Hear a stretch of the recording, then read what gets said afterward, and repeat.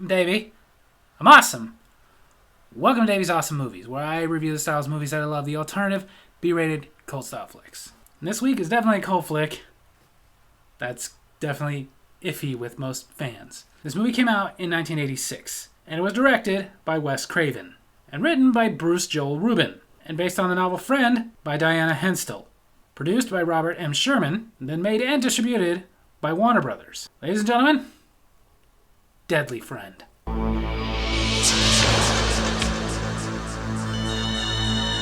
The movie opens with some ne'er-do-well breaking into a car and trying to steal out of a purse, but then being stopped by a robot of all things. Which begs the question, what stupid woman left her purse on the seat like that? Duh! But the robot does let him go. Then after the credits, we finally see BB, the robot, that our lead Paul, played by Matthew Liberto, made. All by himself. Lego's not entertaining enough for you, Paul? Just saying, okay, you're a teenager, you invented a robot. You know, as a teenager, I made a candy dish for my mother. It was a little lopsided, but, you know, got me in C in metal shop. They've just moved into town, and Paul quickly makes friends. His first friend is very fascinated by his robot. So again, Paul, good for you. I guess it's easy to make friends when you have your own functioning robot. Then again, if you had friends, you wouldn't have had time to build that robot, so. Paul tells Tom all about building that robot, how it functions on AI. Gotta remember, this was the 80s when we really had no idea that that was even going to ever be possible. And the few movies they made about it, you know, didn't really paint it in a flattering picture. Tom, of course, asks, are you going to be at school? Actually, I'm on a scholarship at Polytech, studying the human brain. Fair enough. I bet if a kid that young did build a robot with AI powering its brain, it probably doesn't need high school anymore. I mean, really, what is it going to learn? He's pretty good with science and math, obviously, and what? A home ec? Gonna learn to make a cinnamon bun? PE? I think he already knows how to dodge a ball. A few days later, they're all settled in, and BB meets Sam, short for Samantha. Hello there. Played by a very young Christy Swanson, who would go on to be in classic movies like Buffy the Vampire Slayer and The Phantom. And I know some of you right now, you're like, oh gosh, she's so hot. Please keep in mind, at this point in time, she was 16. Paul comes out to meet Sam, and it gets broken up by her father. He don't like them big city boys messing with his only daughter. Actually, a little bit later, Tom does inform Paul about Samantha's father. He's a crazy man. Okay, so that and the fact that she lives right next door, you don't want to date this girl, dude. Trust me. Not only if it doesn't work out, you got to worry about a crazy father, but it's awkward living next door to somebody you broke up with. I mean, I guess. I can tell you it was awkward living next door to some girl I asked out and said no. What am I supposed to say at that point? Like, hey, just get in the mail. Nice weather we're having. Guess we'll never do anything in it because you don't like me. Later, Paul and Tom are being harassed by the neighborhood bully, Carl. He's got a motorcycle and a leather jacket. But as it turns out, no matter how badass you might be with that jacket, nobody's badass when their cherries are being squeezed. I'll get you! This is an 80s movie, so we know that leather jacket guy is not going to learn his lesson and stay gone. I would. That night, Sam decides to come by and have a little visit, get a little tour of the house, and again, it is broken up by her dad. Why don't you tell these people you're sorry for bothering them? Oh, but she wasn't sorry.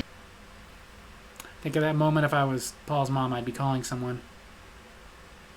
Then again, from experience, I can tell you it wouldn't make a difference. Despite her father's objections, Sam makes friends with Paul and BB, and Tom joins the group, and they're all playing, and BB, being a robot, throws the ball a little too hard over into their neighbor Elvira's yard. It's not that Elvira. That Elvira would be all into this. This one is played by Anne Ramsey, the old lady they got whenever they needed a crazy lady in the 80s. Most of you would remember her from The Goonies or from Throw Mama from the Train. when they try to go get the ball back. My property, my house, my ball. Now she's gonna go eat the salted nuts. The unsalted nuts make her choke. That night, Sam comes over asking for ice because she's got a bloody nose. Not gonna say I understand that. I get nosebleeds all the time. I have since I was a kid. Never put ice on them. Just kind of tilt my head back, pinch it off, count to like 30. Maybe stuff a tissue up there. It all works pretty well. Paul's mom, though, knows this is not just a random bloody nose like Sam is claiming. She knows her father's being abusive. And she's telling Sam that she needs to tell someone. Sometimes I want to roll a truck over his face, but he's still my father. I know the feeling. Now it's Halloween. Tom, Paul, and Sam are going around with BB, just kind of doing tricks. And Tom has the idea to do Ding Dong Ditch on Miss Elvira there. So he gets BB to figure out the combo on her padlock that she has on her gate. This is a crazy old woman. A woman who sits there and comes out and points shotguns at kids for being at her fence. She's very paranoid. Maybe this isn't the one you want to go play Ding Dong Ditch on. Sam goes to be the one to ring the doorbell. Huh. I wonder if that's what happens whenever you ring the doorbell in the Ukaipa Watcher's house. Some of you don't know who I'm talking about. I'll inform you real quick. These are real people. There's videos up about them in the town of Ukaipa, California, that sit there and watch the street all day long. And if you pull up next to their house, they will come out immediately and call the police on you to make you leave. As you can imagine, many kids in that town like to go out there and just mess with them. People have claimed that they come out with guns. I don't personally know anybody who's had a gun pulled on them, and I've never seen a video of that. They just come out and tell you you're going to jail for being next to their property. But this is real. As far as why they do that, the kids run and hide, but BB is still there. She hit Puree! Of course, Paul is devastated. BB was his friend. But you can make another one.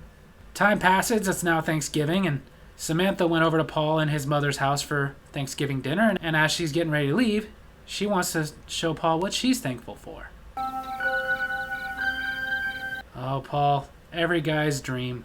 A hot blonde with daddy issues.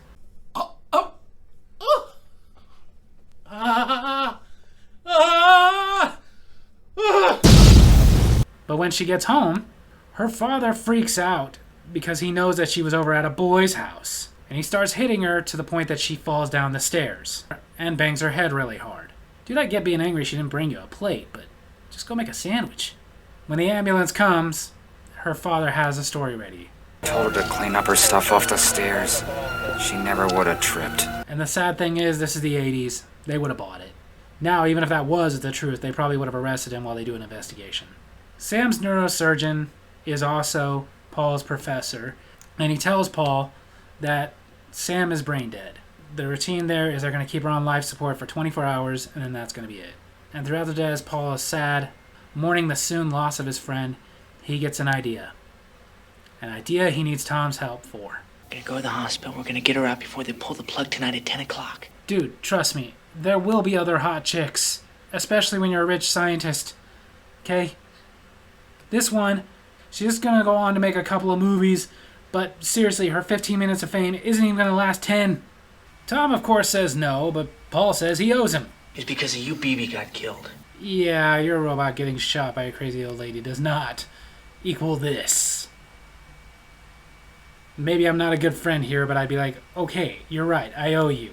So you can get a Big Mac and fries. After Paul drugs his mother so she'll sleep through the night, they sneak over to the hospital. Tom cuts the power to cause a distraction so Paul can get Sam out of there. You know you are cutting the power, and I get they have backup generators and stuff, but that still could cause a lot of damage to a lot of other patients. Paul's big plan is they get Sam back to his lab at his school, and basically he cuts open her skull and implants the chip that acted as BB's brain onto hers. You know what a pacemaker is for the heart, right? Well, this is like that, only it's for the head. I mean, what could possibly go wrong? Stay tuned, we're gonna see. So after Paul turns it on, Sam. Tom shows he's a wimp, so they take her back to Paul's house. But seriously, what is your plan here? They know she's dead. They pulled the plug. How are you going to explain her being alive? So now... We're even now, right? Of course. I wouldn't say they are. I'd say now you owe me the Big Mac. Tom leaves and Paul goes to check on Sam. She's alive! Alive! And that night, not only does Sam wake up, but she can walk, but still isn't speaking. She's acting very, very strange, so Paul turns her off for the night. Not turning her off by, like, farting or anything. He uses that controller. When I want to do that to my wife, I use farting. But the next morning, she's gone, so of course he's freaking out. Because where would she go? I mean, in a few years, she'd go to the mall and talk about her teacher's brown tie. Give a crap if you get it. Over to Sam's dad. Don't worry, being drunk loosens the fall. Sam. Sweetie? Are you mad? Maybe a little. But come on, give me a break. That'll do. Paul shows up.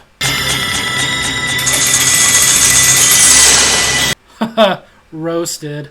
Paul buries her father in the coal they have there for the furnace. Good idea. And then he takes Sam home. Just need time to think. Paul, you shouldn't have gone down that road. Sometimes the dead is better. That night, Elvira sees Sam, and of course she calls the police. And they basically dismiss it, because apparently they get a lot of calls from this woman. I'm starting to wonder if this character was based on the Ukaipa Watchers. Elvira starts hearing some rumblings around her house. That's probably what you were hearing.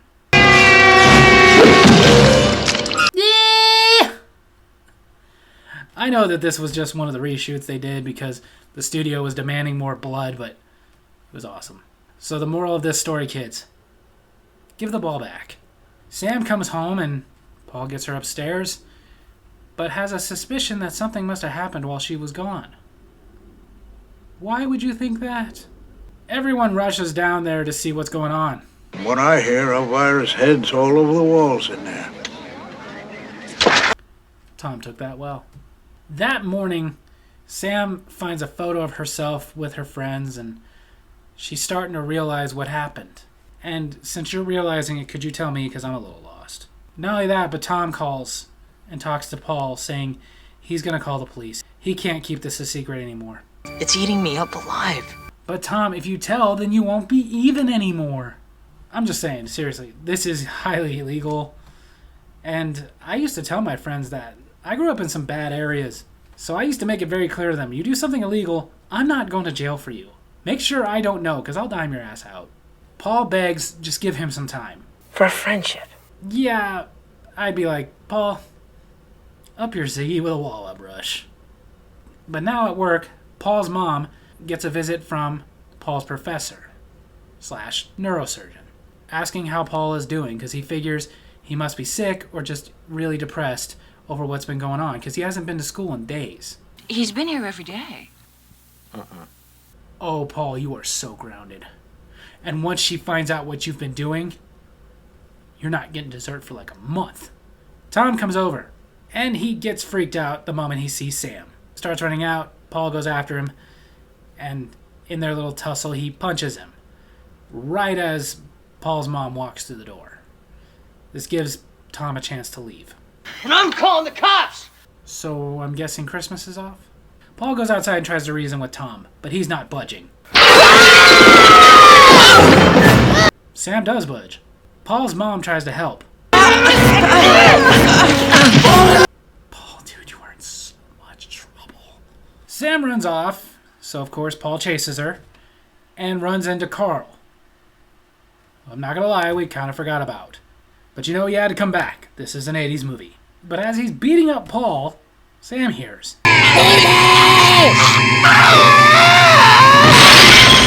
Yeah, sure, that looked real. So, apparently because it is illegal to throw somebody into a police windshield, especially killing him, Sam runs off, But by this point, there's a lot of police. They are surrounding them. She keeps bumping into them.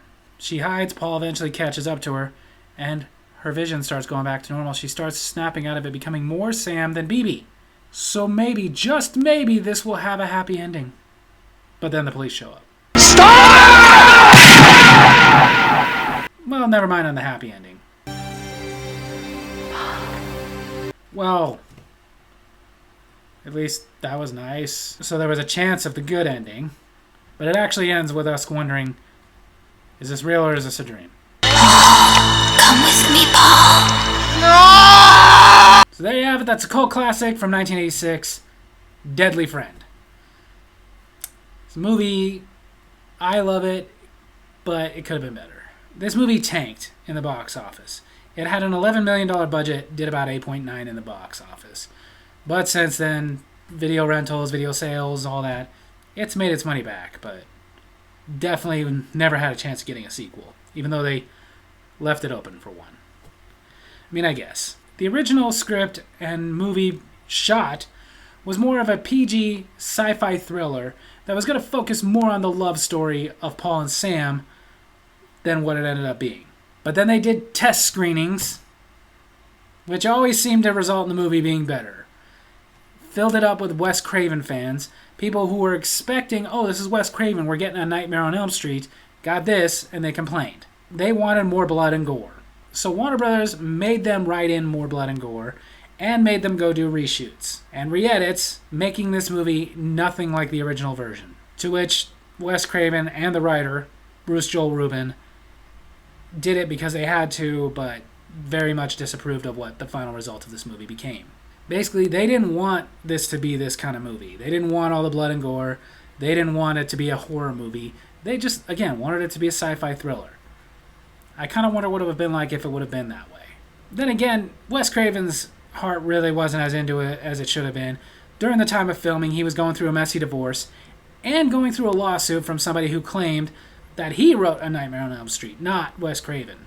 So because of this and the whole just mess going on in Wes Craven's life, he missed out on the opportunity to direct Beetlejuice and Superman 4. I'm kind of okay with the Beetlejuice one, you know. I think Tim Burton did a great job on that. But Superman 4 could have definitely used Wes Craven's help. Some of the fans didn't like this, though, because the trailer that came out for it presented it as a straight-up horror film. But then when you get into it, it's a little confusing as to what it is. I mean, it is a horror film, but still kind of got that sci-fi thriller thing going on there, the love story going on there. It's a little difficult to categorize this movie. But trying to present it as that bloody, gory horror film thing, Warner Brothers released this in October, hoping to bank on the whole Halloween thing. Didn't work. Not to mention even the rating system. After they reshot it with all the blood and gore and stuff, the MPAA kept rating it an X. So just to get it down to an R, they had to re-edit it 13 times before they finally gave it an R rating. Which, again, to me is funny, is how much blood and gore was there? Did they really overdo it that much? Because ultimately, there were a couple of curse words in this, not a whole lot. Christy Swanson was 16, so there definitely wasn't any nudity. So what, just the violence? How violent was it? Ultimately, as far as my feelings on this movie, I really like this movie. But it did feel weird. Like, the ending felt just really out of place. For her to out of nowhere start turning into BB and everything, not explaining, is that him having a nightmare? Does that mean the whole thing was a nightmare?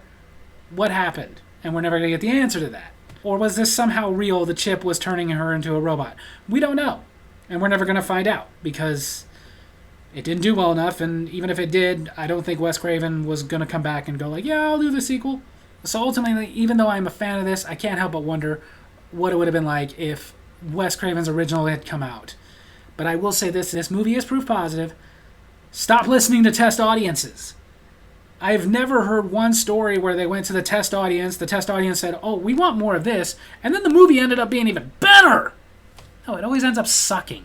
What it comes down to is this. It's art. So you're just going to have to put it out there and hope that it gets received well. Because ultimately, test audiences almost ruined Back to the Future. As much as I love that movie, The Witches, test audiences kind of did hurt the ending there. Test audiences don't help. So stop relying on them. But ultimately, even with the cheesy gore effects added, even with what I will say is a bad ending, the movie overall itself, it had a lot of heart, it had a lot of feeling, and it was a really good overall story where you feel for this kid who just really wants to save a girl he loves. And that ends up spiraling out of control. So, on that note, if you can get over the bad ending and the gory scenes that really just don't feel like they belong, then I definitely recommend you go out and check out Deadly Friend. Despite all the hiccups, it's still a really good movie. So there you have it. That's my movie review this week. Hope you guys enjoyed it. And if you did, make sure to hit like, hit subscribe, hit that little bell so you get notifications when I post my videos. And leave a comment I can respond to in my next comment corner. Tell me what you thought of Deadly Friend. Love you guys.